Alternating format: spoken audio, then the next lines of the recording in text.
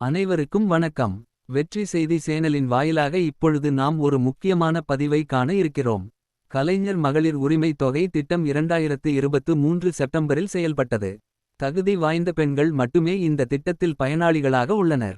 தற்போது தமிழ்நாட்டில் 2,26,14,128 குடும்ப அட்டைகள் உள்ளன. அதில் 1,14,00,000 பெண்கள் மற்றும் 1,12,00,000 பெண்கள் உரிமை தொகை பெற முடியவில்லை.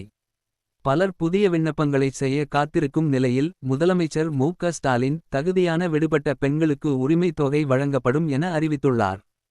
இதையடுத்து வரும் மே 29ஆம் தேதி முதல் புதியவர்கள் விண்ணப்பிக்க ஏற்பாடுகள் செய்யப்பட்டுள்ளன. 9,000 இடங்களில் திட்ட முகாம்கள் உருவாக்கப்பட்டு மகளிர் உரிமை திட்டத்தில் விண்ணப்பிக்காதவர்கள் நேரடியாக விண்ணப்பிக்கலாம். விண்ணப்பிக்க தேவையான ஆவணங்களாக ரேஷன் கார்டு, ஆதார் கார்டு, வங்கி பாஸ்புக் மற்றும் மொபைல் எண் ஆகியவை உள்ளன. அத்துடன் திட்டத்திற்கான தகுதிகள் மற்றும் விதிமுறைகள் குறித்து அரசின் இணையதளத்தில் விளக்கங்கள் உள்ளன. தகுதியானவர்கள் மற்றும் தகுதியற்றவர்கள் குறித்து பல்வேறு கேள்விகள் மற்றும் பதில்கள் வழங்கப்பட்டுள்ளன.